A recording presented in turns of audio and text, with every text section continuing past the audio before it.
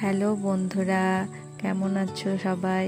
আমিও ভালো আছি। দেখো, আরেকটা ব্লগ নিয়ে চলে আসলাম।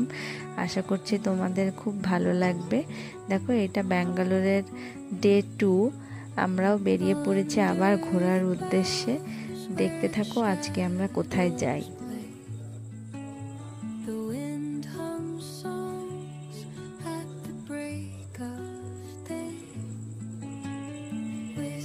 তো দেখো, দেখতে দেখতে আমরা চলেও আসলাম। এটা হচ্ছে লালবাগ বোটানিক্যাল গার্ডেন, যেটা হায়দার আলী 1760 সালে তৈরি করেছিলেন। পরে এটা সমাপ্ত করেন কিন্তু টিপু সুলতান।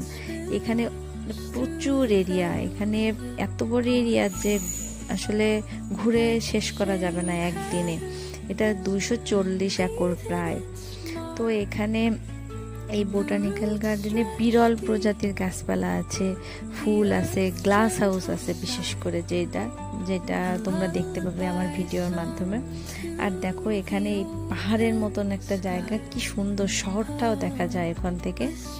তো এবার আমরা আস্তে আস্তে এই যে গার্ডেনের ভিতরে ঢোকা শুরু করলাম। তো দেখো গার্ডেনের ভিতরটা কেমন লাগছে।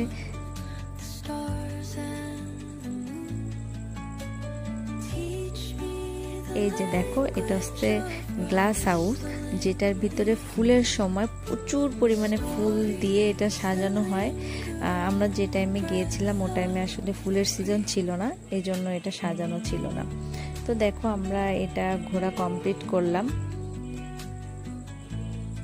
এরপরে দেখো, আমরা আমাদের নেক্সট গন্তব্যে পৌঁছে গেলাম। সেটা হচ্ছে কোথায় বলো তো? তোমরা দেখে আসলে বুঝতে পারছো, আমরা বিধান সভায় চলে এসেছি, যেটা হচ্ছে কর্ণাটকের আইনসভা ভবন। এটাও দেখো কত সুন্দর, কত বড় এরিয়া নিয়ে। এটা আসলে কর্ণাটক রাজ্যের আইনসভা ও সচিবালয়। এটা কিন্তু ভারতের সবথেকে বড় আইনসভা। এটাও দেখে আসলে খুব ভালো লাগলো। আশা করছি তোমরাও অনেক এনজয় করবে। তো আমরা আমাদের নেক্সট ডেস্টিনেশনে চলে এসেছি, সেটা হচ্ছে ব্যাঙ্গালোর প্যালেস। এটা যে এত সুন্দর সেটা বলে বোঝাতে পারবো না, ভিতরে ভিডিও করা অ্যালাউ না, তোমরা না দেখলে বুঝতে পারবে না। তো এটাই আমাদের আজকের দিনের শেষ গন্তব্য ছিল। তো আশা করছি তোমাদের এই ভিডিওটাও অনেক ভালো লাগবে। তোমরা আমার পাশে থেকো, প্লিজ প্লিজ প্লিজ, তোমরা আমাকে একটু সাপোর্ট করো, একটু আমার চ্যানেলটাকে সাবস্ক্রাইব করে আমার পাশে থাকো। আশা করছি তোমাদের আমি ভালো ভালো ভিডিও উপহার দিতে পারবো। তো দেখতে থাকো।